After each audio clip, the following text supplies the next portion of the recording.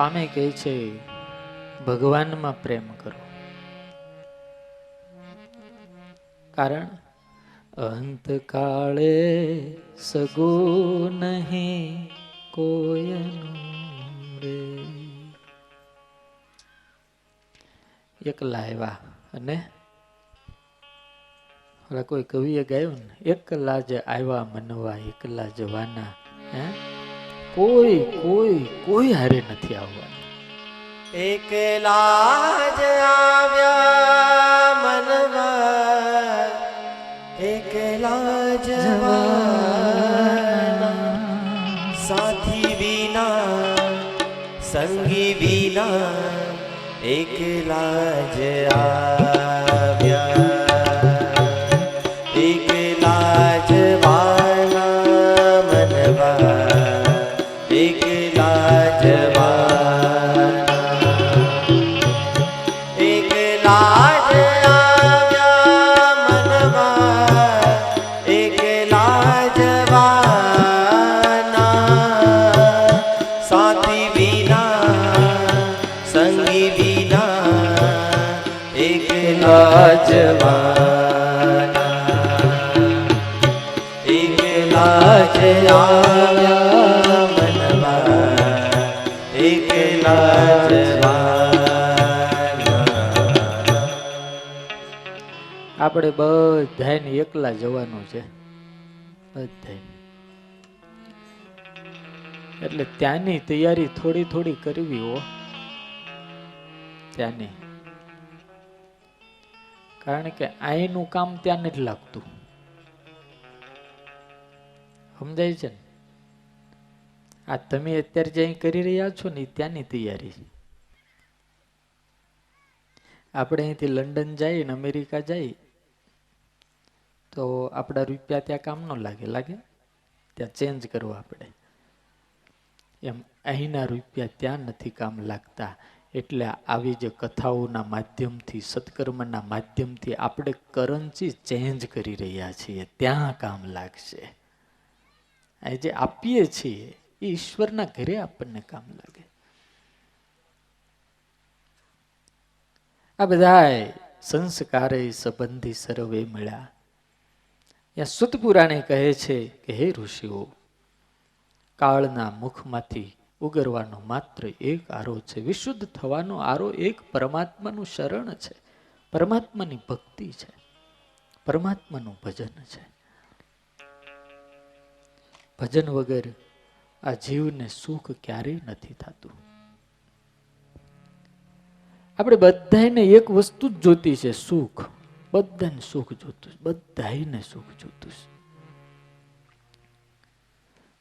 આટલા સભામાં બેઠા આમાં કોઈએ દુઃખ માટે એકે માનતા રાખી?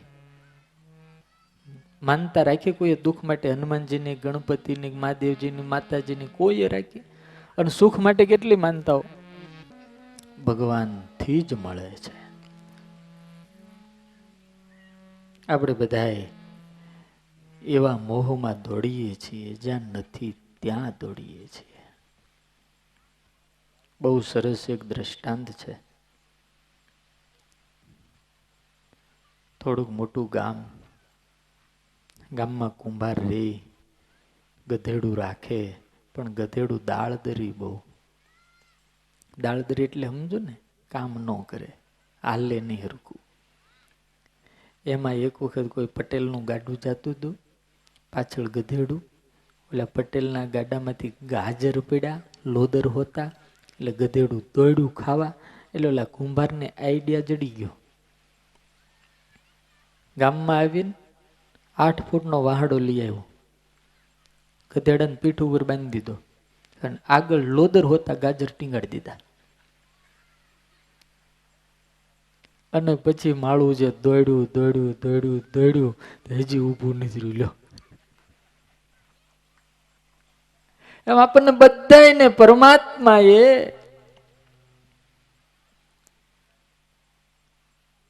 માયારૂપી વાહડાની ઉપર મોહરૂપી ગાજરો ટીંગાડી દીધા છે. એ દોડ્યા કરીએ છીએ.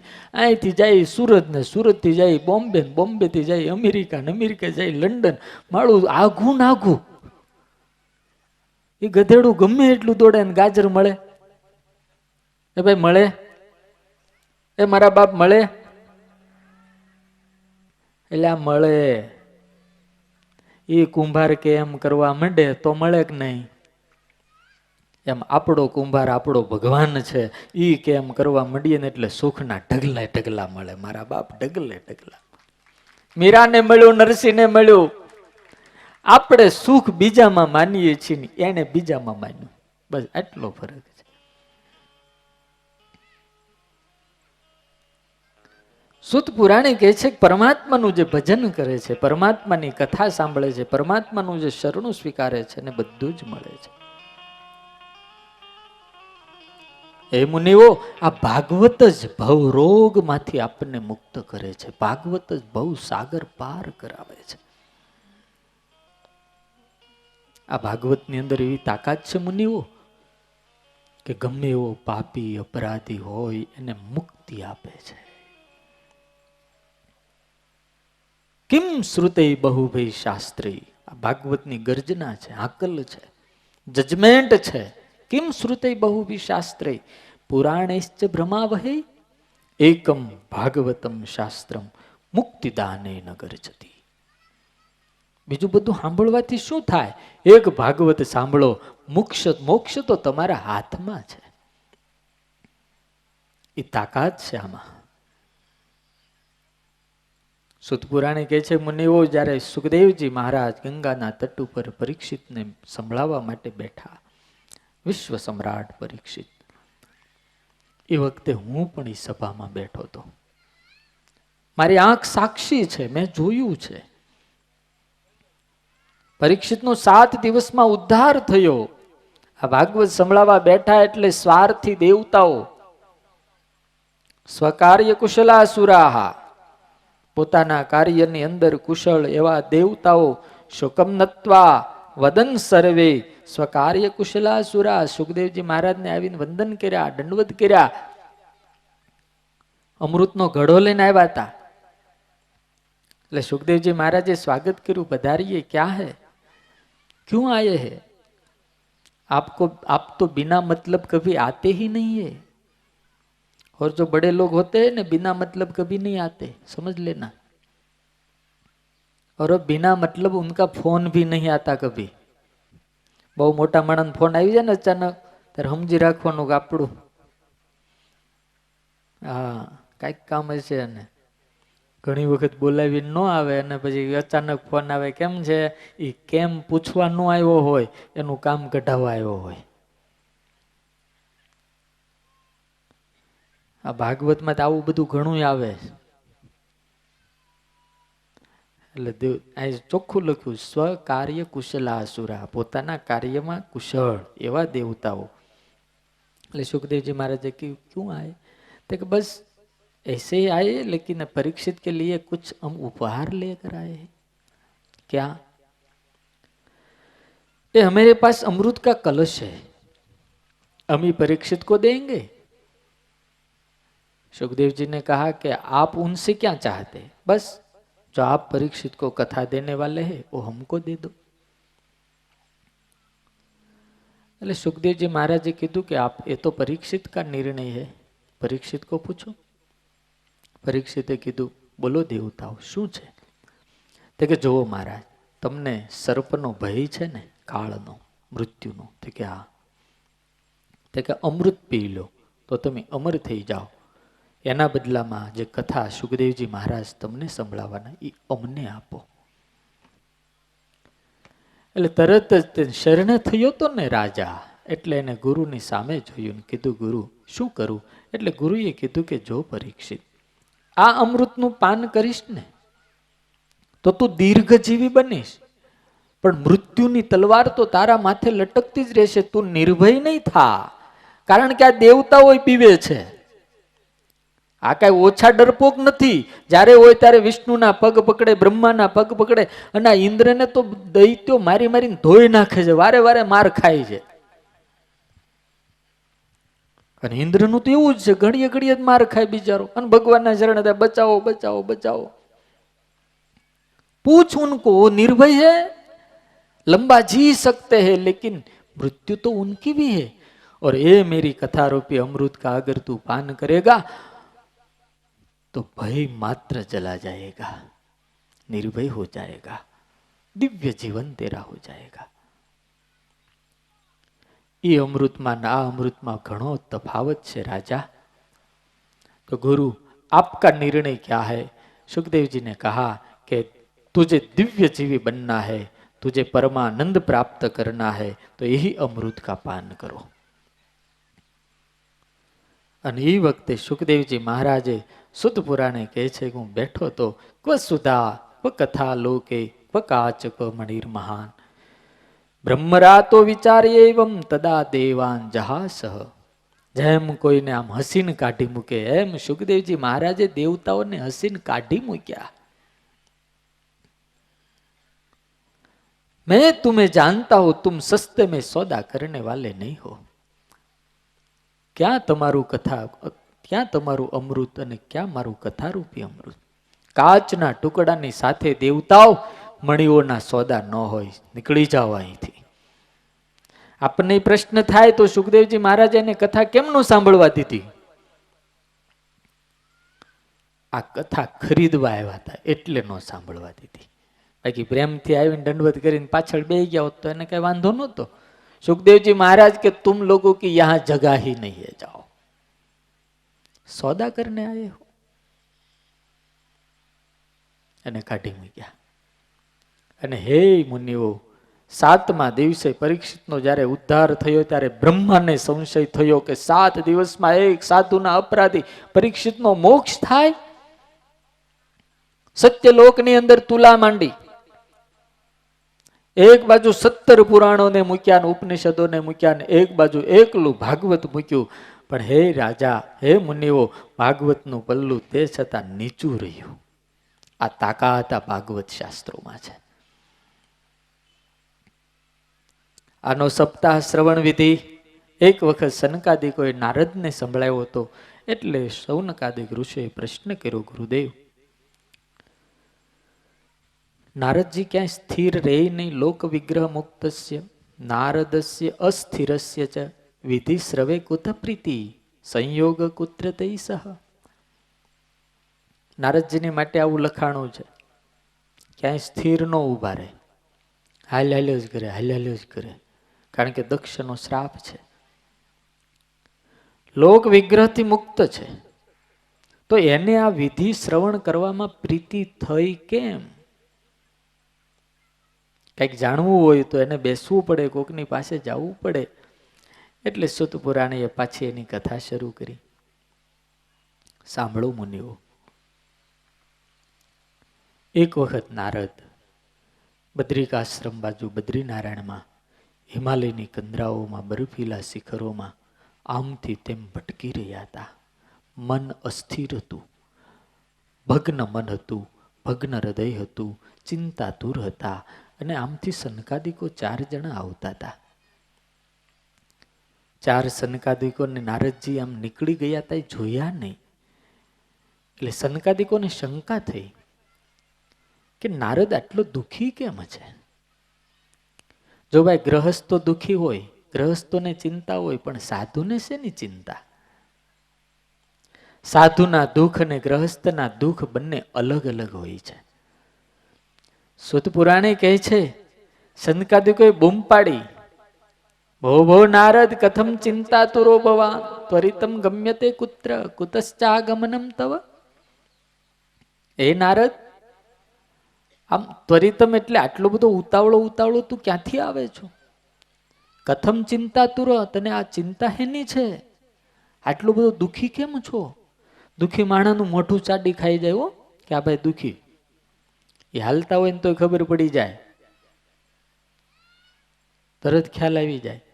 આજે હું મારી રૂમ ઉપર વાંચતો હતો ને તો એક ભાઈ ફોનમાં વાત કરતા જ નીચે ધંધાની વાત કરતા છે કે હવે કોણ હોય રામ જાણે, હું સાંભળતો હતો।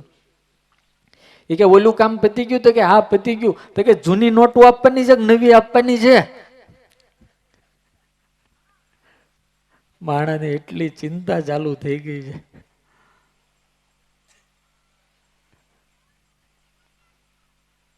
એ ચિંતા બોલતી હતી। આમ નારદજી અત્યારે ચિંતિત છે, દુઃખી છે. એટલે સનકાદિકો પૂછે છે કેમ દુઃખી છો? આપણને એમ થાય કે આ નારદજી તો હાવ ફક્કડ છે, એને નથી લગ્ન કર્યા, નથી ઘર, નથી આશ્રમ, નથી મંદિર, કાંઈ નહીં. નારદજીને ગામમાં ઘર ને સીમમાં ખેતર નહીં, જય સ્વામિનારાયણ, હાવ ફક્કડ. તોય દુઃખી. પણ સાધુ સમાજના દુઃખથી દુઃખી હોય છે, સાધુને પોતાના દુઃખ નથી હોતા. ગોપાળાનંદ સ્વામીને એક વાત કરું. ગોપાળાનંદ સ્વામી કહે કે આ બાજુ ફરતા છે કાઠિયાવાડ બાજુ, અને એક ગામમાં સ્વામી 3 મહિના રોકાણા. એમાં સરસ મજાની ભગવાનની વાતો કરે, ઉપદેશની વાતો કરે. એમાં કોકને કંઈક ઉપાધિ આવી હોય, કોકનો દીકરો મરી ગયો હોય, કોકના બાપાધામમાં કોકની ઘરવાળી ગઈ હોય, તો સ્વામી એને આશ્વાસન આપે ને એને સરસ મજાનો ઉપદેશ આપે. એટલે એમાં એક હરિભગત થોડોક દોડાયો. એ પછી બધા જાય ને એટલે સ્વામીને કહે, સ્વામી હું પણ ભગવાનની વાતો કરતા હોય એમાં તો મરી જાય, જન્મે મરે, એમાં આટલી બધી તમારે એને આ બધું કહેવાની કઈ જરૂર જ નથી. કે પણ કે ભાઈ એને આશ્વાસન તો આપણે આલવું પડે ને બિચારાને, કોક ગાનું હગું વાલું. એ સ્વામી આ તો બધા રાખના રમકડા છે, ગમે ત્યારે ભાંગી જાય, ગમે ત્યારે તૂટી જાય ને ગમે ત્યારે ઉડી જાય, એમાં કઈ કહેવાનું, ભગવાનની વાતો કરો ને નકરી. સ્વામી કે હશે ભાઈ, ભગવાનની વાતો કરજો. એમાં થોડા દિવસ થયા ને ઓલો રડતો રડતો આવ્યો છે, બોલ બોલ કરતો હતો ને. સ્વામી આગળ આવીને બહુ રડવા માંડ્યો, બહુ રડવા માંડ્યો. સ્વામી કે અરે પણ ભાઈ તારે થયો હું? અરે સ્વામી મારી બકરી મરી ગઈ, ટકે શેર દૂધ આપતી હતી, મારી બકરી મરી ગઈ. તો સ્વામી સામે રડવા માંડ્યા, ગોપાળાનંદ સ્વામી એ તેનું પોગ મૂકીને રડવા માંડ્યા, માથું ઓઢીને. એટલે ઓલાને એમ થયું મારે જ બકરી મરી ગઈ એટલે હું રડું છું, આ ગોપાળાનંદ સ્વામી શું લેવા રડે? ગોપાળાનંદ સ્વામી જેવા સાધુની વાત છે. એટલે ઓલો કે સ્વામી મારી તો બકરી મરી ગઈ, હું રડું, તમે ઓલા રડો છો? સ્વામી કે મારી 3 મહિનાની વાતું મરી ગઈ. આ 3 મહિના સુધી મેં તને ઉપદેશ આપ્યો, એ મારી 3 મહિનાની વાતું મરી ગઈ એટલે રડું છું. ગાંડા, બકરી મરી ગઈ તું આટલું રડે? દોઢ થતો હતો. હા, ઉપદેશ દેવો હેલો છે, પણ ઉપદેશ ગ્રહણ કરવો બહુ અઘરો છે. ગોપાળાનંદ સ્વામી જેવા સાધુ જો આહુડા પાડતા હોય તો સમાજના દુઃખે પાડે છે. નારદજી જેવા જો સાધુ રડતા હોય અને ચિંતા કરતા હોય તો દુનિયાના દુઃખે દુઃખી છે, એને પોતાના દુઃખ જ નથી. એ તો અલમસ્ત છે. સુત પુરાણી કહે છે, સનકાદિકોએ પૂછ્યું કે નારદ કેમ ચિંતામાં છો? અને એ વખતે નારદ આ ભારત વર્ષનો ઇતિહાસ બતાવે છે. બહુ અદભુત કથા ચાલુ થાય. નારદ કહે છે, મહાત્માઓ બહુ સારું થયું તમે મળી ગયા, બહુ દુઃખી છું, ચિંતા છે. બોલ શું છે? નારદ કહે છે, ગુરુ અહમ તુ પૃથ્વીમ યાતો જ્ઞાત્વા સર્વોત્તમામિતિ ના પશ્યમ कुत्रचित शर्म मन संतोषकारकम. मैंने सुना था धरती तो सबका तीर्थ है, बार बार भगवान अवतार लेते हैं, तो मैं धरती की प्रदक्षिणा करने के लिए निकला. पण हे गुरु ना पश्यत कुत्रचित शर्म, મેં ક્યાંય સુખ ન જોયું, ક્યાંય સુખ ન જોયું. મન સંતોષકારક, મારા મનને શાંતિ થાય, મારા આત્માને ટાઢું થાય, આવું મેં ક્યાંય જોયું નહીં. બધે ઉદ્વેગ ઉદ્વેગ ઉદ્વેગ. કે તે શું જોયું? અને પછી જે ચિત્ર જોયું તું એ વાત કરે છે. સત્યમ નાસ્તિ તપ શૌચમ દયા દાનમ ન વિદ્યતે ઉદરમ ભરીણો જીવા વરાકા કૂટ ભાષિણ. મંદા સુમંદ મતયો મંદ ભાગ્યા યુપદ્રુપા તરુણી પ્રભુતા ગે હે શાલકો બુદ્ધિદાયક. કન્યા વિક્રયેણ લોભા દંપતિ નામ ચ કલ્કનમ આશ્રમા યવનિરુદ્ધા તીર્થાને સરિતસ્તથા. આટલી વસ્તુ આપણા જગતમાં જોયું એને. અને સાધુ આવું જોવે એટલે દુઃખી થાય. સત્યમ નાસ્તિ. હે મુનિઓ, જે સત્યની માટે હરિચંદ્ર જેવો રાજા વેચાઈ ગયો, ઈ ધરતી ઉપર આજે કોઈ સાચું નથી બોલતા.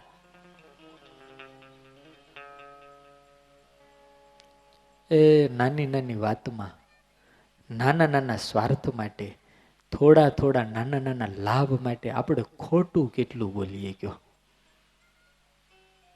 કેટલું ખોટું બોલીએ.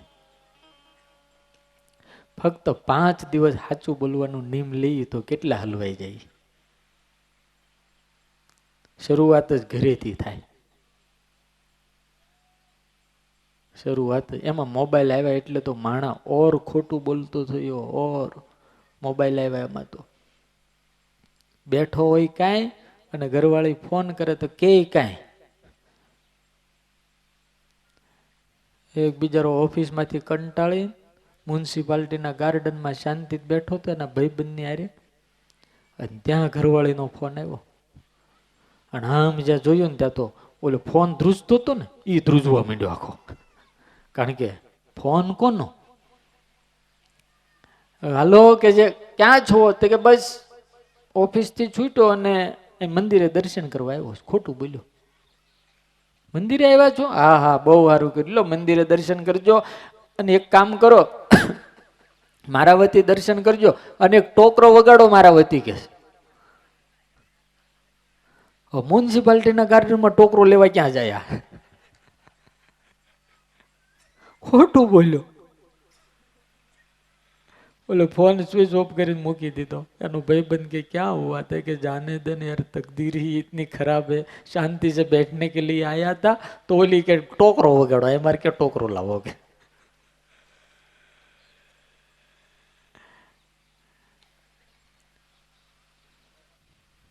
સત્યમ નાસ્તિ,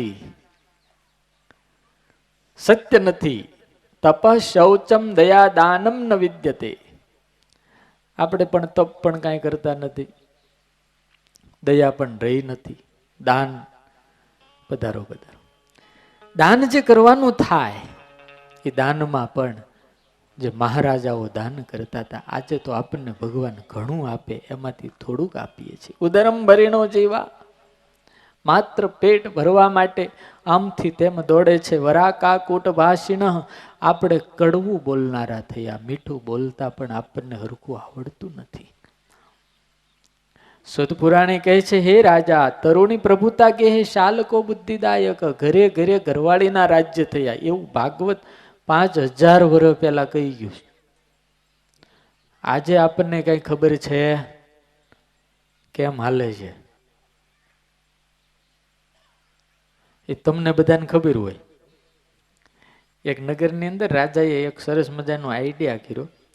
2-5 ઘોડા રાખ્યા જાતવાન અને સફરજનનો મોટો ઢગલો કર્યો અને ગામમાં હાકલ કરાવી, હાથ પડાવ્યો. ઢોલ વગાડીને હાથ નથી પડતા? બધા ભેગા થયા. બોલો મહારાજ.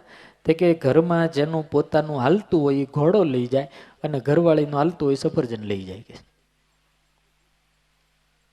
સાંભળી છે ને વાત? આખા ગામે સફરજન ઉપાડ્યા. મોટી મોટી મૂછું રાખતા હતા, મોટી મોટી મૂછું આમ લીંબુ પડ્યા રે ને એવી રાખતા હતા. બધાએ સફરજન ઉપાડ્યા. એમાં હાથ પૂરો એક માણા આવ્યો, સરસ મજાના કપડા પહેર્યા. એને કીધું આપણે ઘોડો જોઈએ. હે, આપણે ઘોડો જોઈએ કે. સરસ મજાનો કાળો ઘોડો હતો, મસ્ત. રાજાને પ્રધાનને બધાને એમ થયું એક મરદ નીકળો માળો, એક મરદ નીકળો કે એમાં એને ઘરમાં એનું જ હાલે, એની ઘરવાળીનું નથી હાલતું. અને આ વાત આખા ગામમાં ખબર પડી ગયેલી. અને બહેનોની આગળ જે બુદ્ધિ છે એવી તમારી આગળ છે જ નહીં. આવ્યો ઘરે, આમ ડેલું ખખડાયું, મોટું જબર ડેલું. એની ઘરવાળીએ બારી ઉગાડી, ડેલું ન ઉગાડ્યું. તે કે કેમ? તે કે ઘોડો લઈને આવ્યો, જોઈ લે કે છે. અરે વાહ, તમે તો પણ બહુ સારું કામ કર્યું, મસ્ત લઈ આવ્યા છે ને ઘોડો. પણ આ થોડીક આમ પસંદગી કરવામાં ભૂલ થઈ ગઈ હોય ને એવું મને લાગે. કેમ, શું ભૂલ થઈ ગઈ? આમ જોતો કરો ઘોડો કેટલો મસ્તો કાળો મસ્ત જેવો, આમ જાતવાન ઘોડાના કાન તો જો. તો કે બહુ સાચી વાત. તમે કેવા છો? તો કે હું ધોળો ગોરો. હું કેવી? તો કે તુંય ગોરી. આપણા છોકરા કેવા? તો કે ઈ ગોરા ધોળા. તો કે ઘોડો થોડો કાળો લવાય તો ઘોડો તો ધોળો લાવવો પડે. એટલે હા લે, હું ફેરવું તો આવું. પ્રેમજીભાઈ ઓલો આવ્યો રાજા પાસે, મહારાજ મહારાજ. તો કે હું ઘોડો ચેન્જ કરવો છે. કે કેમ? તે કે હું ધોળો, મારી ઘરવાળી ધોળી, મારા છોકરા ધોળા, ઘોડો કાળો આવી ગયો. કોણે કીધું? તે ઘરવાળી. તે કે સફરજન લઈને હાલતો થા. સાનો માનો સફરજન લઈને ઉપર મૂકી દે, બાંધી દે ઘોડો ગમાડે. તરુણી પ્રભુતા કે આમાં લખ્યું છે, આપણું કાં કઈ હાલે? ઘરવાળી નારાજ થયા. નારદજી કહે છે કે આ બધું જોઈને હું બહુ ચિંતિત થયો. ગ્રહસ્થાશ્રમમાં ઝીણા ઝીણા ઝીણા ઝઘડાઓ બહુ છે. મને ક્યાંય શાંતિ ન દેખાણી. પછી તો હું આ છોડીને જ્યારે નીકળ્યો, ચાલતા ચાલતા વૃંદાવન આવ્યો. વૃંદાવનની અંદર મારા કાને એક અવાજ અથડાણો. અવાજની અંદર વેદના હતી, અવાજની અંદર પ્રાર્થના હતી, અવાજની અંદર માંગણી હતી. હું મારી મસ્તીથી જાતો તો અને એક સ્ત્રીનો અવાજ આવ્યો, ભો ભો સાધો ક્ષણમ તિષ્ઠ મત ચિંતામપી નાશય દર્શનમ તવ લોકસ્ય સર્વથા ગહરમ પરમ બહુધા તવ વાક્યેન દુઃખ શાંતિર ભવિષ્યતિ. મેં ચારેય દિશાઓની અંદર જ્યાં નજર કરી, એક તરુણ સ્ત્રી, 16 શણગાર સજેલા, દાગીનાઓથી લથપથ હતી, આજુબાજુમાં અનેક સ્ત્રીઓની સેવામાં ઊભી હતી અને દુઃખી હતી. એની આંખ, એના હોઠ, એ બધા મને બોલાવતા હતા, સાધુ એક મિનિટ, એક ક્ષણ મારી પાસે આવો, કારણ કે તમારા દર્શનથી મારું દુઃખ દૂર થાય, તમારા વાક્યથી મારા પાપ નાશ પામશે અને સુખ શાંતિ ભવિષ્યથી. મને વિશ્વાસ છે કે તમારા વાક્યથી, તમારા દર્શનથી મને સુખ થાય. ભાગવતની શરૂઆત જ આપણને બતાવે છે કે વૈભવો, સગવડતાઓ, નોકરો, દાસ દાસીઓ અંતરને શાંતિ અને સુખ નથી આપતા. સુખ અને શાંતિ તો માણસને સમજ અને સત્સંગને ભગવાન આપે છે. નારદજી કે હું ગયો, મારી પાસે હાથ જોડીને પેલી સ્ત્રી વંદન કરે છે. મેં નારદજી કે મેં પૂછ્યું, કાશીત્વમ કૌ ઇમૌ વદ દેવી સવિસ્તારમ સ્વસ્ય દુઃખસ્ય કારણમ. હે દેવી, તું કોણ છો? આ બે વૃદ્ધ પુરુષો સુતા છે, એ કોણ છે? તારું દુઃખ શું છે મને કે, મારાથી બનશે એટલી મદદ કરીશ. એટલે પેલી સ્ત્રી મને કહે છે, અહમ ભક્તિ, મારું નામ ભક્તિ છે. એમો મેં તને એવું મતો, આ બંને વૃદ્ધ મૂર્છિત થયેલા છે ને મારા દીકરાઓ છે, જ્ઞાન અને વૈરાગ્ય છે. નારદજી કે હું તો વિચારમાં પડી ગયો, માં યુવાન અને છોકરા વૃદ્ધ. હે નારદ, હું દ્રવિડમાં ઉત્પન્ન થઈ, કર્ણાટકમાં મોટી થઈ, મહારાષ્ટ્રની અંદર ક્યાંક ક્યાંક મને પોષણ મળ્યું, પણ ગુર્જરે જીર્ણતામ ગતા, ગુજરાતમાં આવીને હું ગઢી થઈ ગઈ. કારણ કે ગુજરાતી મગજ છે ને વેપારી મગજ છે, એને પૈસા બહુ વાલા લાગે. પણ આનો અર્થ ગુજરાતના સાધુઓ, અત્યારે જ ગુજરાતમાં જેવી ભક્તિ છે ને એવી બીજે ક્યાંય નથી. એટલે અર્થ બહુ સરસ કહે છે, ગુજરાતની અંદર ભક્તિ પરિપક્વ થઈ, અહીંયા જ પૂર્ણ થઈ. આ મારા પુત્રો જે જ્ઞાન અને વૈરાગ્ય છે એને જાગૃત કરો નારદજી. અને નારદજી કહે છે કે હે ભક્તિ, સાંભળ, તું તો મહાન છો, ભગવાન આ લોકને છોડીને ગયા છે ને એટલે તારો કોઈ ભાવ પૂછતું નથી, પણ તારી અંદર એટલી શક્તિ છે કે તું જેને ત્યાં જા એને તો મુક્તિને આંગળી સીંધીને આમ આમ કે ને કે આને મુક્તિ કરો તો સ્વપચની પણ મુક્તિ થાય એવી તારામાં તાકાત છે. તું જેની પાસે હોય એના તો ભગવાન પણ દાસ થઈ જાય છે. હે ભક્તિ, તું જરાય ચિંતા કરીશ નહીં, હું તને તારા પુત્રોએ સહિત લોકની અંદર પ્રવર્તિત કરીશ. અને હે ભક્તિ, જો લોકની અંદર તારા પુત્રોએ સહિત તને પ્રવૃત્ત ન કરું, તદા નાહમ હરે દાસો લોકે ત્વામ ન પ્રવર્તયે, તો હું ભગવાનનો દાસ નહીં કહેવરાવું. જા, નારદજીએ પોતાની વીણા એક બાજુ મૂકી, કડતાલ એક બાજુ મૂકી, સુખદેવ સુત પુરાણી કહે છે, હે મુનિઓ, એના કાનની અંદર વેદના મંત્રો ને ઉપનિષદોના મંત્રનો પાઠ કરવા માંડ્યા, પુરુષ સૂક્તનો પાઠ કરવા માંડ્યા. હે જ્ઞાન, હે વૈરાગ, પ્રબુદ્ધતામ પ્રબુદ્ધતામ, હે જ્ઞાન વૈરાગ, જાગો જાગો. અને જ્ઞાન અને વૈરાગ આમ જાગે અને પાછા આળસ ખાઈને બગાહા ખાઈને પાછા ધબજાના ધબ પડી જાય, પાછા ઉદ્ઘોષ કરે એટલે પાછા જાગે ને પાછા હુઈ જાય. આ આપણા બધામાં આવું થાય છે. કથાની અંદર જ્ઞાન અને વૈરાગ જાગે, પાછા હુઈ જાય. ક્યારે ક્યારે વૈરાગ થાય ખબર તમને? એક તો શમશાનમાં જાય ત્યારે થાય.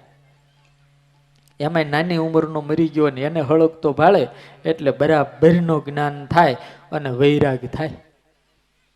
વૈરાગ પહેલા થાય ને પછી વૈરાગ ઠોહો મારીને જ્ઞાનને જગાડે અને પછી બધા બેઠા હોય ને એટલે એવી સરસ મજાની વાતો કરે, જો બિચારો આમ જતો રહ્યો, કાલે આપણે જતા રહેવાના છીએ એટલે સારા કામ કરી લેવાના, સારું ભજન કરી લેવું, એ બધી વાતો થાય.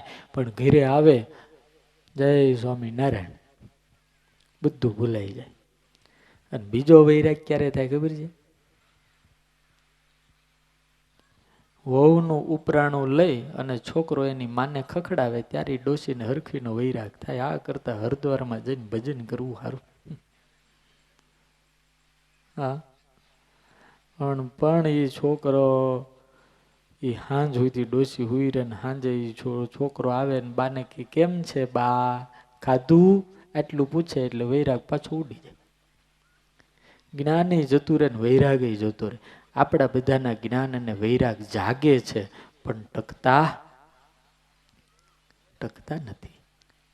સુત પુરાણી કહે છે કે હે મુનિઓ, મેં બહુ પ્રયત્ન કર્યો પણ જ્ઞાન વૈરાગ જાગ્યા નહીં. પછી આકાશવાણી થઈ, સત્કર્મ કરો હે નારદ, સત્કર્મ. એટલે મને એમ થયું કે સત્કર્મ શું કરવું? એટલે ફરીને આકાશવાણી થઈ, સત્કર્મ તમને કોઈ સાધુ શીખવાડશે. એટલે બધાને મેં પૂછ્યું પણ કોઈ મને આનો જવાબ આપતા નથી, એટલે હું ચિંતામાં છું. મેં પ્રતિજ્ઞા કરી છે. એટલે નારદજી હસતા, અલા સનકાદિકો હસતા હસતા કહે, અરે નારદ, આ તો હાવ નાની એવડી વાત છે. સત્કર્મની ખબર ના પડી તને? અનેક પ્રકારના સત્કર્મો છે પણ સહજમાં સત્કર્મ થાય ને એવું ભાગવતની સપ્તાહ કથા છે. ભાગવતની કથા બેસાડે એટલે જ્ઞાન અને વૈરાગ્ય જાગૃત થાય, ભક્તિ આનંદમાં આવશે, ભગવાન રાજી થાય. એટલે નારદજી કે ગુરુદેવ તો ક્યાં બેસાડું? તો કે હરિદ્વાર ક્ષેત્રની અંદર આનંદ તટ એટલે ગંગાના કિનારા ઉપર કથા કરાવ. તો કે ચાલો ગુરુ, તમે વક્તા ને હું શ્રોતા, ઋષિમુનિઓને બોલાવશું ને કથા કરશું. અને સનકાદિકોને નારદજી બધા આવ્યા છે હરિદ્વાર. સુતપુરાણી કહે છે, હે મુનિઓ, ગંગાના તટ ઉપર સરસ મજાના વૃક્ષોના ઘેરાવો હતા, જંગલ હતું, રેતીની સરસ મજાની વ્યાસપીઠ બનાવી. આ સત્સંગની કથા થાય છે, ભગવાનની કથા થાય છે. આવું સાંભળીને તમામ ઋષિઓ બધાનું પોતપોતાનું સત્કર્મ જે કરતા હતા, યજ્ઞ કરતા હતા, યજ્ઞ છોડીને આવી ગયા, ધ્યાન કરતા હતા, ધ્યાન છોડીને આવી ગયા, કોઈ પોતાનો સ્વાધ્યાય કરતા હતા, સ્વાધ્યાય છોડીને આવ્યા. હે મુનિઓ, કેટલાય પોતાના શિષ્યોને અભ્યાસ કરાવતા હતા, એ છોડીને આવ્યા. કેટલા યોગ સાધના કરતા હતા, એ બધું છોડી અને સત્સંગ સાંભળવા માટે આવ્યા છે. સુતપુરાણી કહે છે કે હે મુનિઓ, ઘણાય નહોતા આવતા. ઘણાય હોય ને ભાઈ અમારે નથી જવું. ઘણાને એવું થાય ભાઈ આપણા ધર્મનું ક્યાં છે? એટલે ભાઈ ભગવાન કોઈ ધર્મમાં વેચાઈ ગયેલા છે? ભગવાન એક જ છે, ધર્મ પણ એક જ છે. બરાબર ધ્યાન દઈને સાંભળજો. ભગવાન એક છે, ધર્મ એક છે, સંપ્રદાય અલગ અલગ છે. કઈ રીતે? તમે ગંગામાં નાવા જાઓ, તમે હરિદ્વાર ને ગંગામાં નાવ તો શેમાં નાયા કહેવાય? ગંગામાં નાયા કહેવાય. ઋષિકેશમાં નાવ તો શેમાં નાયા કહેવાય? ગંગામાં. કાશીમાં જઈને નાવ તો તમને કોઈ પૂછે ક્યાં કે ભાઈ ગંગા નાવા ગયા હતા. હવે કાશીની અંદર 84 ઘાટ છે. તમે ગાય ઘાટ ઉપર નાવ, હરકી પેઢી ઉપર નાવ, અથવા તો મણિકર્ણિકા ઘાટ ઉપર નાવ, હરિશ્ચંદ્ર ઘાટ ઉપર નાવ, તારામતી ઘાટ ઉપર નાવ, કોઈ પણ ઘાટ ઉપર નાવ, નાયા ક્યાં કહેવાવ? ગંગોત્રીથી માંડીને ગંગા સાગર સુધી એક જ ગંગા છે, ધર્મનો પ્રવાહ છે. ધર્મ એક છે, પણ ગાય ઘાટ, મણિકર્ણિકા ઘાટ, હરકી પૈડી ઘાટ, સ્વામિનારાયણ ઘાટ, કૃષ્ણ ઘાટ, તારામતી ઘાટ, હરિચંદ્ર ઘાટ, આ બધા જે ઘાટ છે ને એ બધા સંપ્રદાયો છે. કોઈ સ્વામિનારાયણ સંપ્રદાય છે, કોઈ વૈષ્ણવ સંપ્રદાય છે, કોઈ શૈવ સંપ્રદાય છે, કોઈ રામાનંદી સંપ્રદાય છે. આ સંપ્રદાય છે એ ઘાટ છે, અને ધર્મનો જે પ્રવાહ છે ને એ ગંગા છે. ગમે ત્યાં તમે નાવ ડૂબકી મારો, તમે ગંગામાં જ ડૂબકી મારી છે. ભગવાન એક છે, ઘાટ ધર્મ એક છે, તમામ ધર્મની વાત એક છે. બધા ધર્મ એક જ વાત કરે, ભાઈ ચોરી ન કરવી, વ્યભિચાર ન કરવો, કોઈને મારવા નહીં, કોઈને હેરાન ન કરવા, આ જ વાત કરે, બીજું શું કરે? ખોટું ન બોલવું, બધા એક જ વાત કરે છે. સંપ્રદાય અલગ હોય. ભૃગુ ઋષિ બધાને સમજાવીને લાવ્યા કે ભાઈ ચાલો ને કથામાં, ભાઈ હાલો ને. ધ્યાન કરતા હતા, ધ્યાન મૂકીને આવ્યા. સત્સંગનો મહિમા જ એવો છે, અને ભગવાન સત્સંગથી જ મળે છે. સત્સંગ વિના ક્યારેય ભગવાન મળતા નથી. એટલે કોઈ સંતોએ ગાયું છે, શ્યામ તુજે મિલને કા સત્સંગ ही बहाना है, श्याम तुझे मिलने का सत्संग ही बहाना है, श्याम तुझे मिलने का सत्संग ही बहाना है, श्याम तुझे मिलने का सत्संग ही बहाना है, दुनिया वाले क्या जाने मेरा रिश्ता पुराना है, दुनिया वाले क्या जाने मेरा रिश्ता पुराना है, चालो भैया सत्संग में हमें हरि गुण गाना है, चालो भैयो सत्संग में हमें हरि गुण गाना है, शाम तुझे मिलने का सत्संग ही बहाना है, शाम तुझे मिलने का सत्संग ही बहाना है। ભગવાન સત્સંગથી જ મળે છે. સુત પુરાણે કહે છે, હે મુનિઓ, કથાની શરૂઆત થઈ છે, પણ એવી દિવ્યતા પ્રગટી. નદીનું નીર જે ખળખળ અવાજ કરતું ની શાંત થઈ ગયું. એક ભાગીરથી તો વહેતી હતી, બીજી ભાગીરથી સનકાદિકોના મુખમાંથી પ્રગટ થઈ. મુનિઓ, વૃક્ષોની ઉપર પક્ષીઓ હતા, એ પણ શાંતિથી સાંભળવા માંડ્યા. અને શાંત વાતાવરણ થયું, અને ભક્તિ અને કથા જામી, અને ત્યાં જ સાક્ષાત ભક્તિ હાથમાં વીણા લઈ જ્ઞાન અને વૈરાગ્ય પણ જાગૃત થઈને એને પોતાની યુવાની પ્રાપ્ત થઈ. અનેક સ્ત્રીઓ એટલે નદીઓ, તીર્થો રૂપ ધારણ કરી હાથમાં મંજીરા ઢોલક લઈ શ્રી કૃષ્ણ ગોવિંદ હરે મુરારી ગાતા ગાતા સભાની અંદર આવ્યા. સાધુઓની સભા હતી, બહેનોનું ટોળું આવ્યું, એટલે સંતોને એમ થયું, આ સ્ત્રી કોણ છે? નારદજી ઓળખી ગયા, હે મહારાજ, આ તો સ્વયં ભક્તિ છે. વ્યાસપીઠ ઉપર બેઠેલા સનકાદિકોને હાથ જોડીને કીધું, આદેશ કરો, અમે ક્યાં બેસીએ, અમને સ્થાન આપો. ત્યારે સનકાદિકોએ કીધું, તમામ ભક્તોના હૃદયમાં બેસી જાઓ. અને ભક્તિએ જ્યાં હૃદયમાં સ્થાન ગ્રહણ કર્યું ને રાજા, ત્યાં તો આકાશમાંથી, વૈકુંઠમાંથી ભગવાન સ્વયં વિષ્ણુ, લક્ષ્મી, ઉદ્ધવ, નારદ, આ ઉદ્ધવ અને અર્જુન, વિશ્વક્સેન આદિ પાર્ષદો પણ ગાતા ગાતા આવ્યા. અને ભગવાને પણ સનકાદિકોને કીધું કે હે સનકાદિકો, અમે તમારી આ કથાથી પ્રસન્ન થયા છીએ. માગો માગો, તમારે શું જોઈએ છીએ? અને એ વખતે નારદજી હાથ જોડીને ભગવાન પાસે માગ્યું કે હે પ્રભુ, બીજું તો કાંઈ જોતું નથી, પણ જ્યાં જ્યાં આવી રીતે અમે કથા કરીએ ને ત્યાં ત્યાં તમે હાજર રહેજો. ભગવાને વરદાન આપ્યું છે, જાઓ ગમે ત્યાં મારી કથા થશે ને ત્યાં મારા પાર્ષદોએ સહિત હું હાજરા હાજુર ત્યાં નિવાસ કરીશ. ભક્તિનો મહિમા ગાતા ગાતા નારદ કહે છે, સકલ ભુવન મધ્યે નિર્ધનાસ્તેપી ધન્યા. આજે મને દેખાય છે કે આ જગતની અંદર જે નિર્ધન હોય પણ ધન્ય છે, કારણ કે જેના હૃદયમાં ભક્તિ છે. ભક્તિનો આવો મહિમા છે.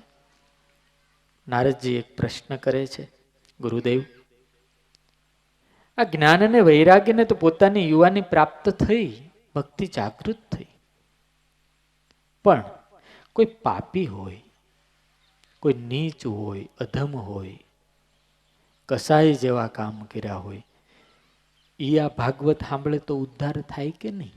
આવો પ્રશ્ન નારદ પૂછે છે સનકાદિકોને.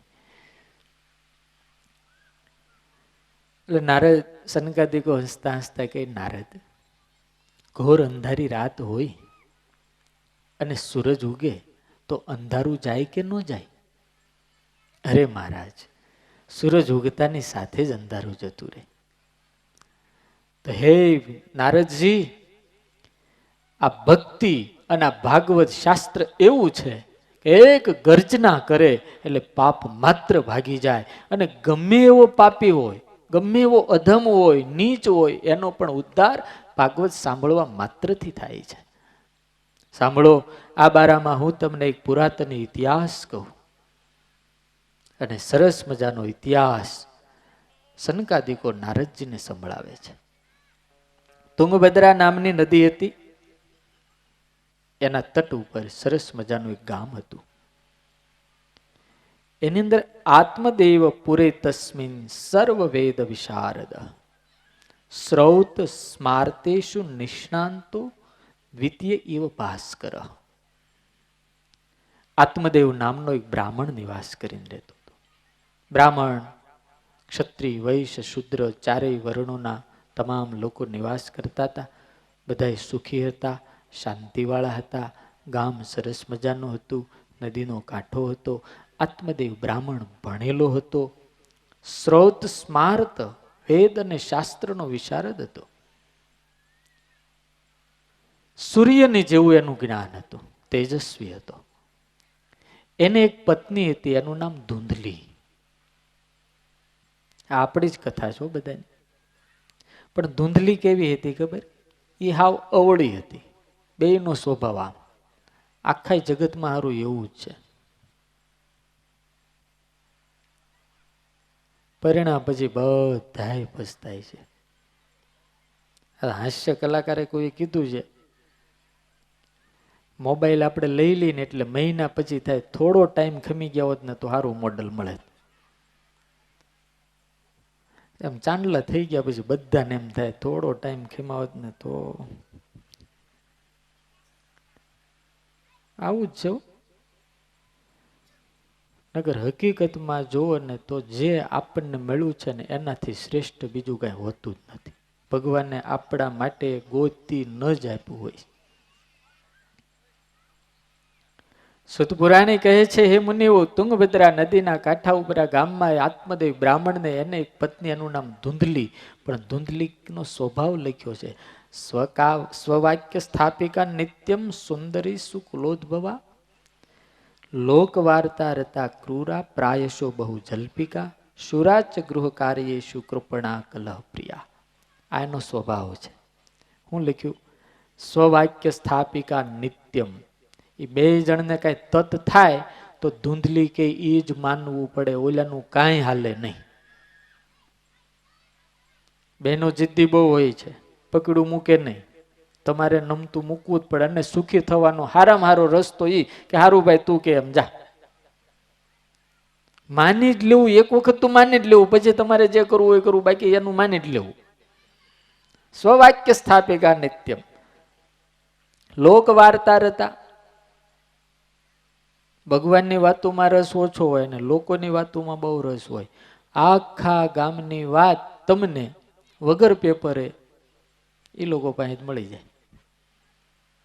કોના જાનલા ત્યાં, કોના છૂટાછેડા ત્યાં. આ તો નાનું ગામડું છે એટલે અહીંયા બહુ જાજુ નો પેપર વર્ક હોય, પણ શહેરોમાં તમે જાઓ એટલે બધાની વાત તમને એના પાસેથી મળે. લોક વાર્તા રહેતા પ્રાયશો બહુ જલ્પિકા.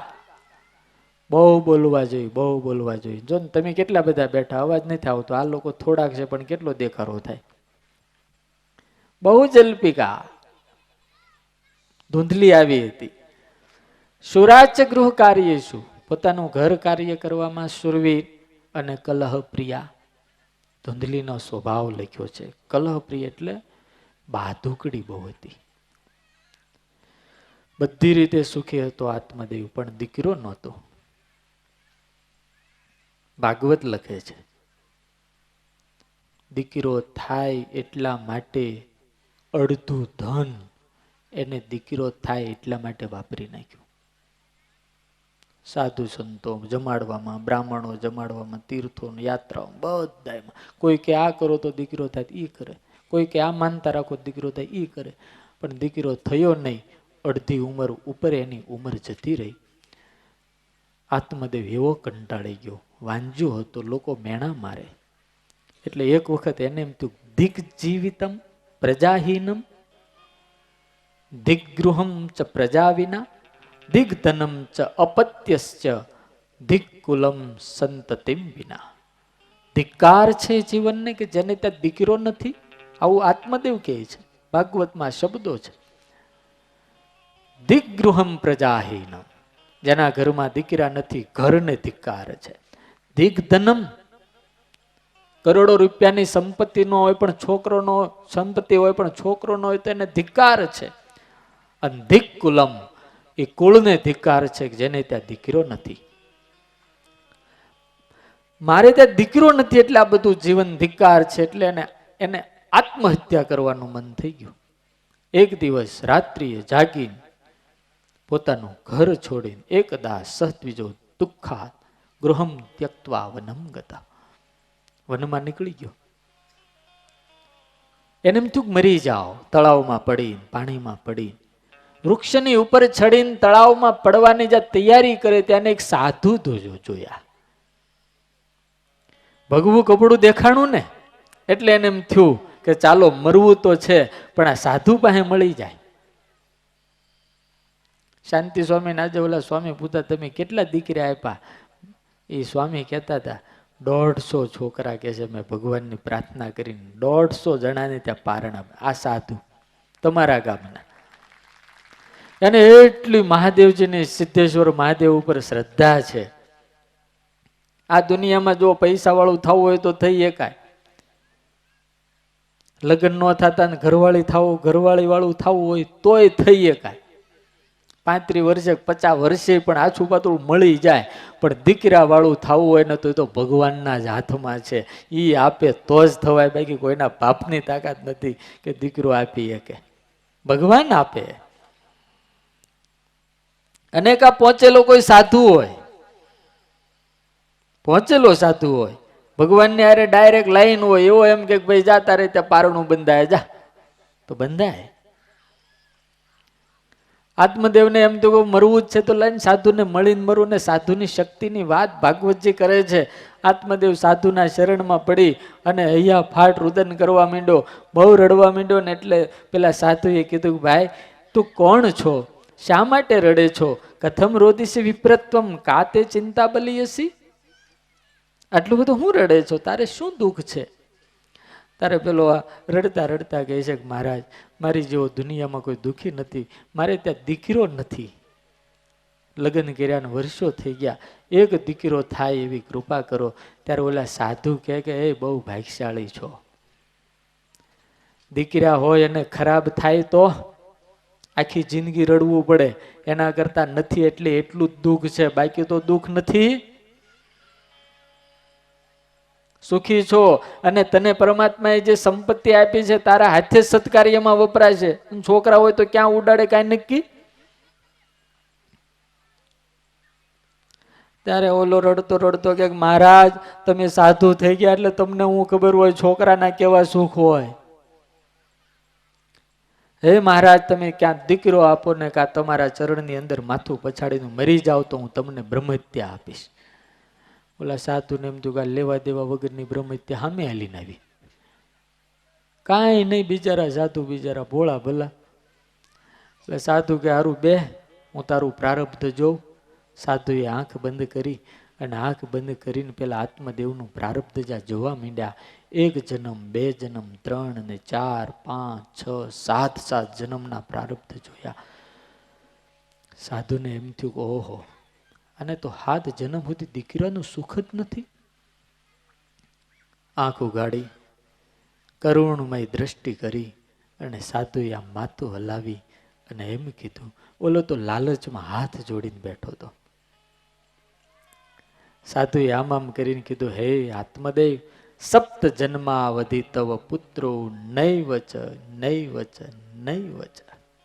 1 જન્મ નહીં 7 જન્મ સુધી તારે દીકરો નથી. અને ઓલો આત્મદેવ રડતા રડતા કહે મહારાજ જો દીકરો ન હોય તો મરી જાઓ. વાંજાપણાના મેળા ખાઈ ખાઈને હું કંટાળી ગયો છું. મહારાજ બીજી વાત તો ઠીક, પણ મારા આંગણામાં પાલ્યતે યા મયા ધેનું સા વંધ્યા સર્વથા ભવે. મને એનું દુઃખ છે. મારા આંગણામાં કોઈ ગાય લાવીને બાંધું છું તો એને વાછડું નથી થતું, ઈ વાંજણી બેઠી. મહારાજ મારા આંગણાની અંદર મેં વૃક્ષો વાવ્યા છે ને ફળ નથી આવતા. મારા આંગણામાં વેલ વાવી છે ને કોઈ દાડો ફૂલ નથી આવતા. મારા ઘરની ભિક્ષા કોઈ સાધુ કે બ્રાહ્મણ લેતા નથી. અને હું જેની સામે મળું ને મહારાજ એ અપશુકન માનીને પાછા વળી જાય છે. રોપિતો વૃક્ષ સોપી વંધ્યત્વમ આશ્રયતે.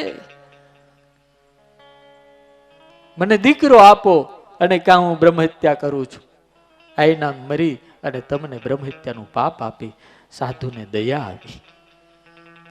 મહારાજ તમે સંસારમાં નથી એટલે તમને ખબર ન હોય કે વાંજાપણાના દુઃખ અને મેણા કેવા હોય છે. 7 જન્મ સુધી જેને દીકરો નહોતો એ જો આ સાધુની તાકાત. હવે પોતાની જોડીમાંથી ફળ કાઢી પેલા આત્મદેવના હાથમાં આપીને કહે છે કે આત્મદેવ જા આ ફળ લઈ જા અને સાંભળ તારી ઘરવાળીને ખવડાવજે અને આટલા આટલા નિયમ પાળવજે. શું નિયમ પાળો? સત્ય બોલે, ક્રોધ કોઈ દાડો કરે નહીં, અને ભગત અને ભિખારી ગરીબને જોઈ અને દાન કરે. આ ગર્ભવતી સ્ત્રીઓના નિયમ પાળવાના હોય. શાસ્ત્રોમાં તો બહુ લખ્યું છે. ગર્ભવતી માં હોય એને બહુ તીખું ન ખાવું, બહુ ખાટું ન ખાવું, ખોટી વાતું ન કરવી, ખોટું બોલવું નહીં. ભાગવત અને રામાયણ જેવા શાસ્ત્રો વાંચવા. અને આ બધું વાંચે સાંભળે તો એને ત્યાં દીકરા છે ને શિવાજી જેવા ને મહારાણા પ્રતાપ જેવા થાય. સામાન્ય ન થાય. એ ધર્મ છોડે નહીં, મહાત્મા ગાંધી જેવા થાય, સરદાર વલ્લભભાઈ પટેલ જેવા દીકરા થાય. મોદી સાહેબનું માનું ઇન્ટરવ્યુ આવ્યું હતું, મેં વાંચ્યું હતું પેપરમાં. આ પત્રકારો આ મોદી સાહેબ વડાપ્રધાન બન્યા અને જે ધર્મ નિયમ જે પાળે છે, તમે વિચાર તો કરો. આટલી ઊંચી પોસ્ટે ગયેલો માણા કોઈ દાડો દારૂ ના પીવે, નગર આપણે તો બધું નવરાત્રિની અંદર ઈ પાણી સિવાય બીજું કાંઈ પીવે નહીં. વિચાર તો કરો તમે. ઓબામાના વ્હાઈટ હાઉસમાં જઈને પણ કહી દે મારે ઉપવાસ છે, હું ખાસ નહીં. આપણે ગમે તે છોડી દઈએ. એની માને પૂછ્યું કે આ છોકરો આટલો બધો હોશિયાર ને આટલો બધો પાવરફુલ નીડર કેમ? ત્યારે એની મમ્મીએ કીધું કે આ જ્યારે નરેન્દ્ર મારા ઉદરમાં હતો ને ત્યારે મેં મહાભારત અને ભાગવત અને ગીતાના જ પાઠ કર્યા છે.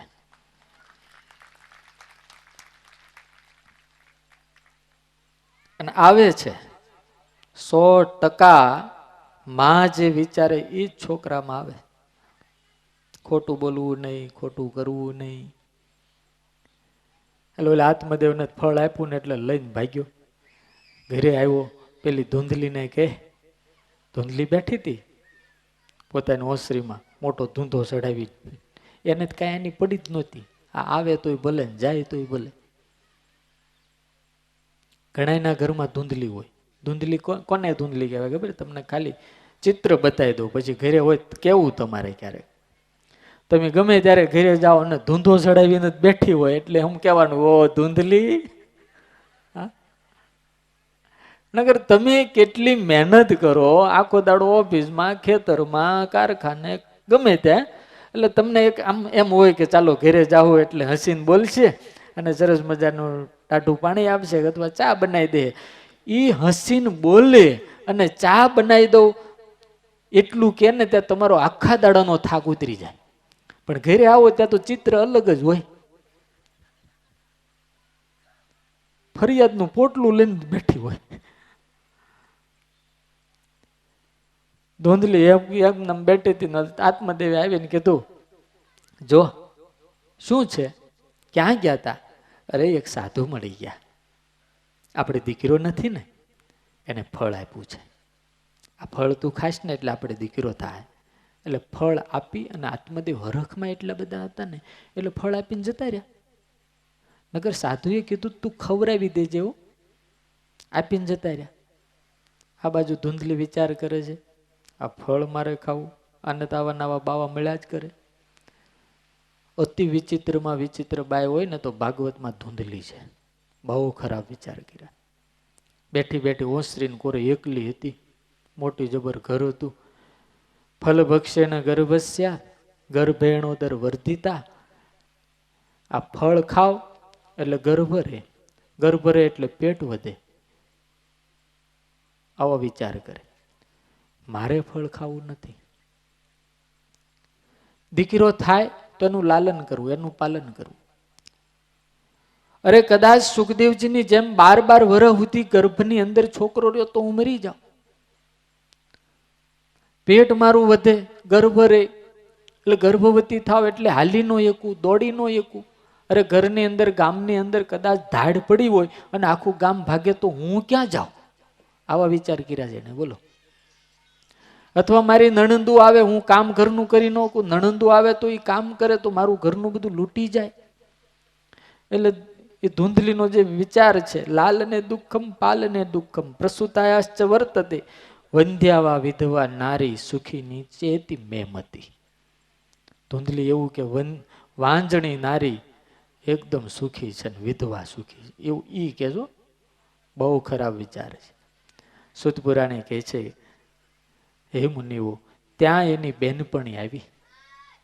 આને એકે દીકરો નહોતો, ખાવાનું બહુ હતું પણ ખાવા વાળા નહોતા. ઓલી એની જે બેનપણી આવી એને ત્યાં ખાવાનું કાંઈ નહોતું પણ ખાનારાનો પાર નહોતો. બે બાજુ એક એક તેડેલા કેડમાં, બે ખંભે અહીં બે મૂકેલા, 4 થયા.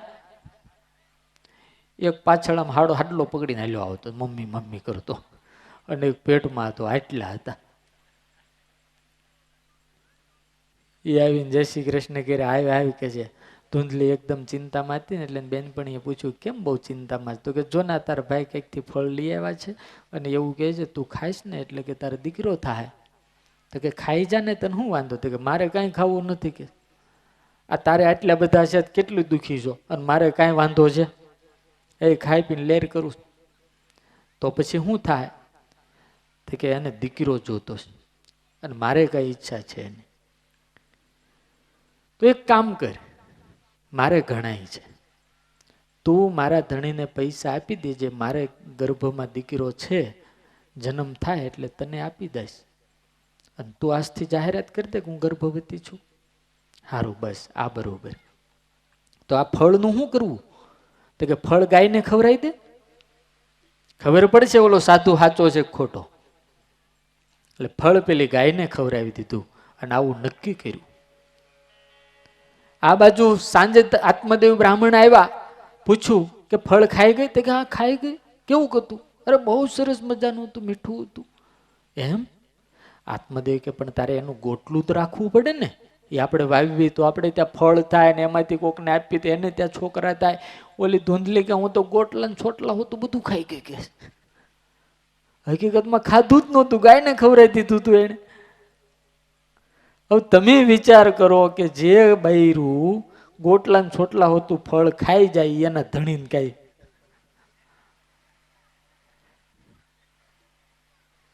કાચે કાચો ન ખાઈ જાય. એક હારા એના જમાઈને કીધું,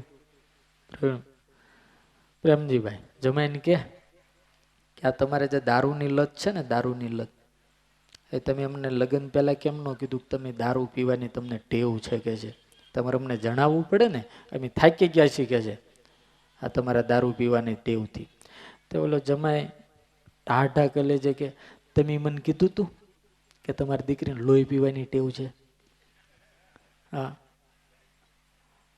સવારથી હાંજ સુધી કેટલું પી જાય ખબર કે છે? તે મને કીધું તું કે? આપણે સુખી છીએ ભાઈ, એ આ લોકોને પૂછો. ધૂંધલીએ જાહેરાત કરી હું ગર્ભવતી છું. પેલીને ત્યાં દીકરાનો જન્મ થયો એટલે રાતોરાત પહોંચાડી દીધો, અને આ બાજુ ધૂંધલીએ કીધું કે મારે ત્યાં દીકરાનો જન્મ થયો. ડોંગરેજી મહારાજ બહુ સરસ આ વાત કરે છે. આત્મદેવને છોકરાનું મોઢું જોવું છે પણ જોવા દેતી નથી, ના પાડે કે હું તમને મોઢું નહીં જોવા દઉં. 2 થી 3 મહિના સુધી આત્મદેવને પોતાના દીકરાનું મોઢું ધૂંધલીએ જોવા નથી દીધું. આ બાજુ સાધુએ જે ફળ આપ્યું હતું, ગાયને ખવડાવ્યું હતું, સંતની કૃપા નિષ્ફળ નથી ગઈ. આ સાધુની તાકાત જુઓ તમે. ગાયને પણ 9 મહિના પૂરા થયા એટલે વાછડાનો જન્મ થવાને બદલે ગાયના પેટે દીકરાનો જન્મ થયો. આખા ગામમાં લોકો વાતો કરવા માંડ્યા, એ આત્મદેવ તો કેટલો ભાગ્યશાળી છે કે એક દીકરો નહોતો, આજે ભગવાનની કૃપાથી 2 દીકરા થયા. પેલો જે ગાયના પેટે દીકરો થયો, બ્રહ્માનું જે ચક્ર ચાલતું હતું ભગવાને ચેન્જ કરી નાખ્યું એક સાધુના વચને. આ સાધુની તાકાત છે ભાઈ, ભાગવત સાક્ષી છે એનું. બ્રહ્માની મર્યાદા રાખવા માટે ગાય જેવા કાન રાખ્યા ભગવાને, એટલે ગોકર્ણ એનું નામ પાડવામાં આવ્યું. આનું નામ ગોકર્ણ પાડ્યું આત્મદેવે. અને ઓલી ધૂંધલીને જે દીકરો થતો નહીં કે નામ હું જ પાડી, મારો છોકરો છે ને એટલે એને નામ પાડ્યું ધૂંધુકારી. એ માં જેવો નામ પાડ્યું. પાપનું પરિણામ હતું એટલે પાપ કરવા માંડ્યું, અને પુણ્યનું પરિણામ હતું એ પુણ્ય કરવા માંડ્યું. શુદ્ધ પુરાણે કહે છે હે મુનિઓ, 2 સાથે રહેતા હતા, 2 સાથે મોટા થયા, પણ કેવા થયા? ગોકર્ણ પંડિતો જ્ઞાની, ધુંધુકારી મહાકલા. ગોકર્ણ હતા એ પંડિત થયા, જ્ઞાની થયા, મહાન થયા, પુણ્યવાન થયા, અને ધુંધુકારી હતો એ ખળ થયો, પાપી થયો. બહુ સરસ લખ્યું, સ્નાન શૌચ ક્રિયા હીનો દુર્ભક્ષી ક્રોધ વર્ધિત દુષ્પરિગ્રહ કરતા ચ શવ હસ્તે ન ભોજનમ. પાપ કરતો તો, સ્નાન કરતો, બ્રાહ્મણનો દીકરો, જનોઈ રાખે નહીં, શિખા રાખે નહીં, સંધ્યા કરે નહીં, સ્નાન કરે નહીં, શૌચ કરે નહીં, તમામ ક્રિયાથી હીન, દુર્ભક્ષી એટલે માંસ ખાનારો થયો, જુગાર રમનારો થયો, વ્યભિચાર કરનારો થયો, ચોરી કરનારો થયો. આત્મદેવ એવા કંટાળ્યા, આખું ગામ આત્મદેવનો જય જયકાર કરતું હતું કાયમ. પંડિતજી કહેશે હો, પંડિતજી કહેશે હો, જ્ઞાનની અને ઉપદેશની મોટી મોટી વાતો આત્મદેવ કરતા હતા, પણ એના જ ઘરમાં પાપ થયું, એ જ તેને પાપી થયો. એના ઘરમાં એનો છોકરો, પોતાનો જ છોકરો. એટલે આત્મદેવને આખું ગામ કહેવા માંડે, पंडित जी बाहर तो बड़ी बड़ी बातें करते हैं लेकिन बच्चे को तो समझा नहीं पाते. चोरी करता है, बच्चों को परेशान करता है, किसी को मार देता है। आत्मदेव एवा कंटाળી ગયા। આત્મદેવને એમ થયું કે આ કરતા ઘર છોડીને જતો રહું। બરાબર રડતા હતા, ક્વ તિષ્ઠામિ ક્વ ગચ્છામિ કો મે દુઃખમ વ્યપોહયેત। હવે ક્યાં જાઓ? ઓલો સાધુ કહેતો તો કોઈ કોઈનું નથી આત્મદેવ, એટલા માટે તું જે કરે છો ને બરોબર છો। હવે એને સાચું લાગ્યું, ત્યારે નહોતું સાચું લાગતું। તે દાડે સાધુ કીધું આત્મદેવ તારા હાથે સત્કર્મ કરી લે, છોકરા હારા થાય તો હારું છે, કપાતર પાકે તો હેરાન થઈ જાય। આ સંસારમાં કોઈ કોઈનું કોઈ હોતું નથી। પણ આત્મદેવને સમજાતું નહોતું। પણ આજે જ્યારે પડી લાતો કે ભૂત બાતો છે નહીં માનતે ભાઈ, ત્યારે આત્મદેવને સાધુના વચન યાદ આવ્યા। સુત પુરાણી કહે છે, હે મુનિઓ, ગોકર્ણ મહારાજ આવે છે ને ગોકર્ણ મહારાજ કહે છે, હે પિતા શા માટે રડો છો? તો કે જોને આ તારો મોટો ભાઈ કેવો પાપી છે, મને મારે છે, ચોરી કરીને લઈ જાય છે, આખા ગામની અંદર લોકોને હેરાન કરે છે। હવે હું ક્યાં જાઉં, ક્યાં બેસું, શું કરું? એટલે ગોકર્ણ સરસ ઉપદેશ આપે છે 4 શ્લોકથી, અદ્ભુત કહે છે। અસાર ખલુ સંસારો, હે પિતાજી આ જે સંસાર છે તો અસાર છે, દુઃખ રૂપી વિમોહક। આમાં તો દુઃખ જ આવવાનું। ઘડીક આપણને સુખ લાગે, કેવી રીતે લાગે ખબર છે? ઓલી ધાધર થઈ હોય અને ખંજોળીએ ઘડીક કેવી મજા આવે, અને પછી એમાં સંસારમાં બધાયમાં બધું જ્યારે નવું નવું હોય ને ત્યારે મજા આવે, ને પછી થોડો ટાઈમ જાય એટલે બધું ભારે લાગે। કોક ભાગ્યશાળી હોય, કોક કે જેને ઘરવાળા હારા હોય, છોકરા હારા હોય, સંપત્તિ હારી હોય, સંસ્કાર સારા હોય, બધું સારું હોય, કોક હોય। સુતકસ્ય ધનમ કસ્ય સ્નેહવાન જલતે નિશમ। હે પિતાજી આ જગતમાં કોણ કોનો દીકરો, કોણ કોનો બાપ, કોણ કોનો ભાઈ, આ જગતની અંદર તો જેટલા માયાની અંદર પડેલા છે, સ્નેહવાળા, મારું મારું કરનારા, એ બધા જ દુઃખી છે।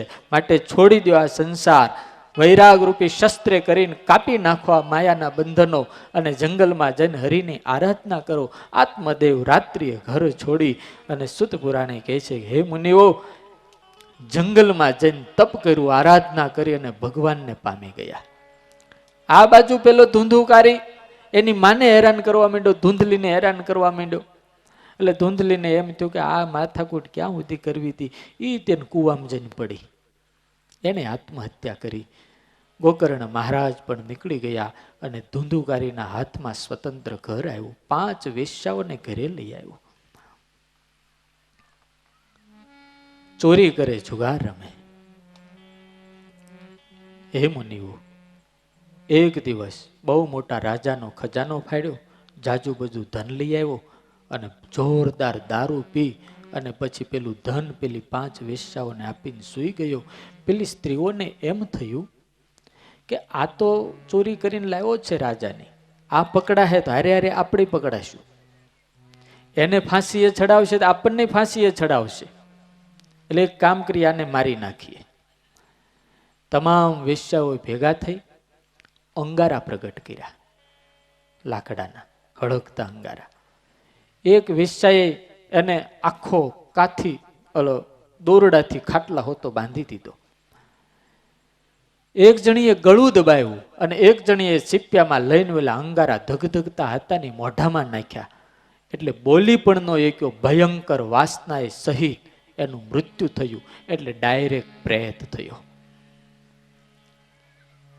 ભાગવતમાં કથા છે પ્રેતાત્મા, જીવાત્મા અને મહાત્મા નહીં।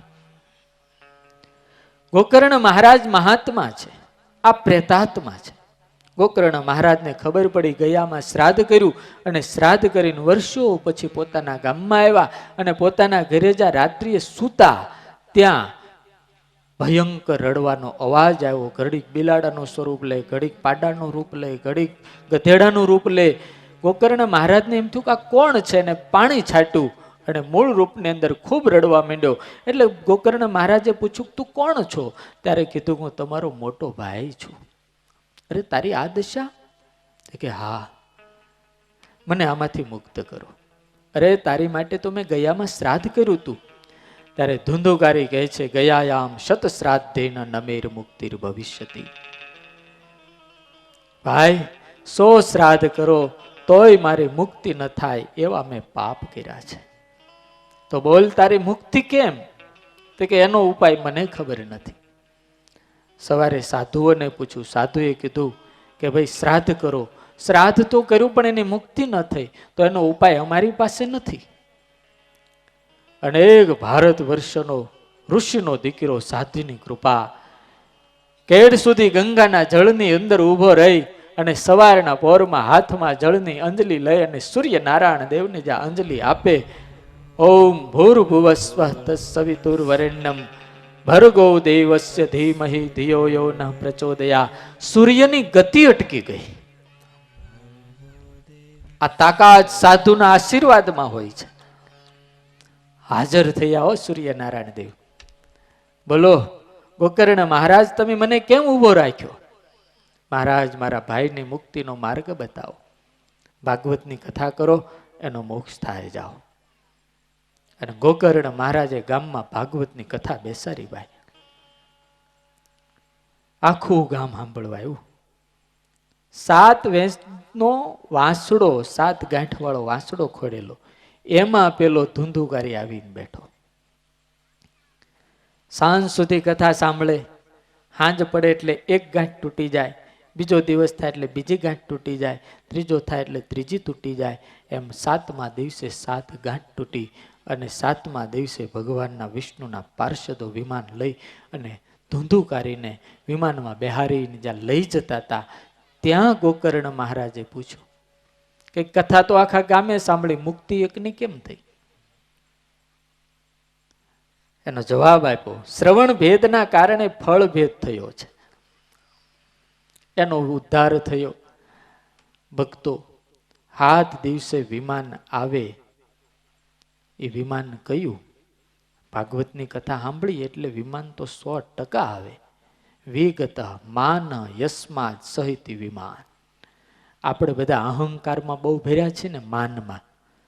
7 દિવસ સાંભળીએ અને આપણને ખબર પડી જાય આપણી પરિસ્થિતિની, એટલે માન જતું રહે. અને માન જતું રહે ને એટલે હળવા ફૂલ થઈ જાય, અને હળવા ફૂલ થઈ જાય એટલે સુખ સુખ ને સુખ થાય. એ વિમાન. ગોકર્ણ મહારાજે ફરીને કથા કરીને બધાને ધામમાં લઈ ગયા. એવી કથા ભાગવતમાં છે. આ કથા આપણી બધાની છે. આ સરસ મજાનું તુંગભદ્ર એટલા શરીર છે. આનાથી ઉત્તમ કોઈ દેહ નથી. માનવ શરીરથી ઉત્તમ આ જગતમાં બીજો કોઈ શરીર નથી. આ તુંગ ભદ્ર, તુંગ એટલે શ્રેષ્ઠ અને ભદ્ર એટલે પવિત્ર. આની અંદર એક આત્મા નામનો બ્રાહ્મણ રહે છે. આત્મદેવ એટલે જીવ. એને એક પત્ની છે બુદ્ધિ નામની. આપણને બધાને બુદ્ધિ છે ને, એ બુદ્ધિ નામની એને પત્ની છે. જીવને વિવેક રૂપી દીકરો જોઈએ છીએ, પણ બુદ્ધિને વિવેક રૂપી દીકરાની જરૂર નથી. એ તો અહંકારમાં ફરે. એટલે કોઈ સાધુ આપણને સત્સંગ રૂપી ફળ આપે છે અને એમ કહે છે કે તું તારા બુદ્ધિને ખવડાવજે, પત્નીને ખવડાવજે. પણ આપણે શું કરીએ છીએ?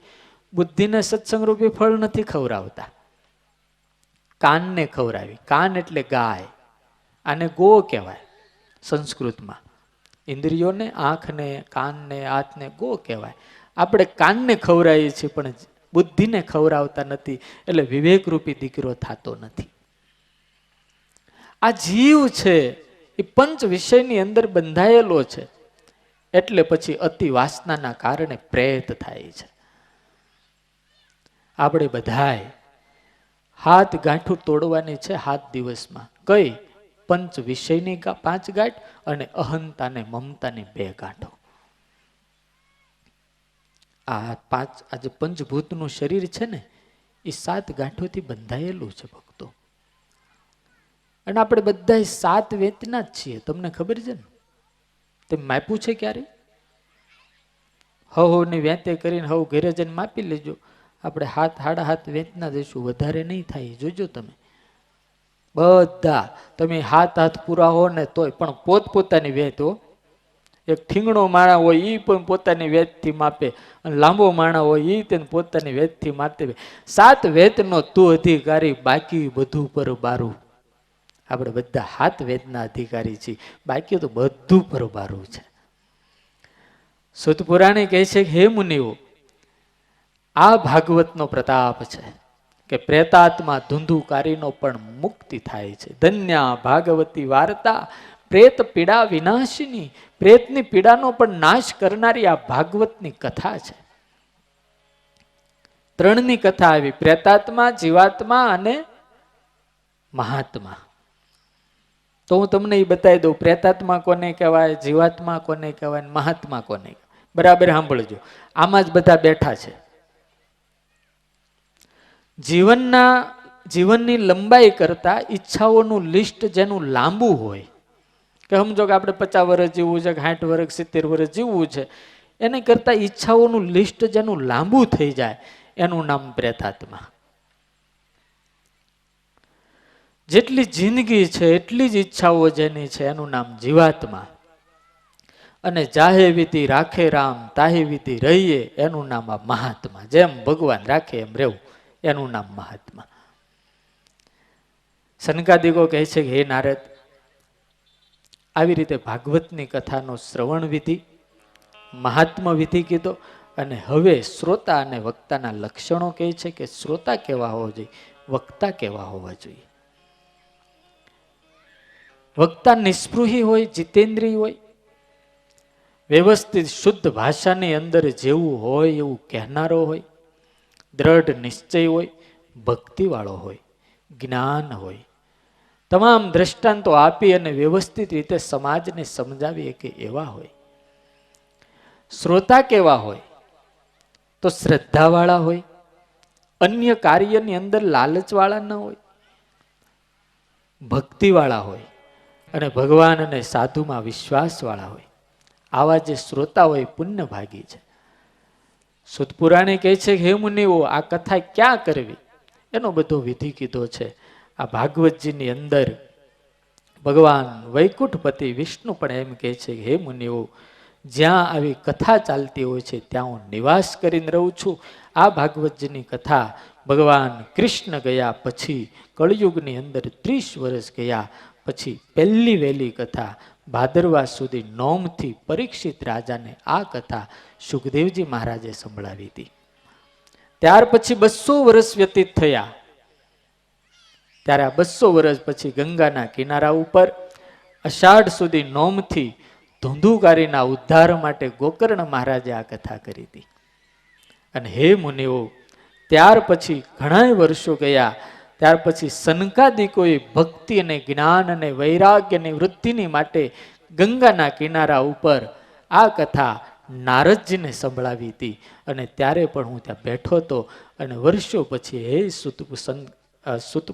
સનકાદિક ઋષિઓ, હું તમારા માટે આ કથા તમને સંભળાવું છું. અહીંયા ભાગવત મહાત્માની સમાપ્તિ કરી વાલા ભક્તો. સ્વામિનારાયણ સ્વામિનારાયણ સ્વામિનારાયણ સ્વામિનારાયણ સ્વામિનારાયણ સ્વામિનારાયણ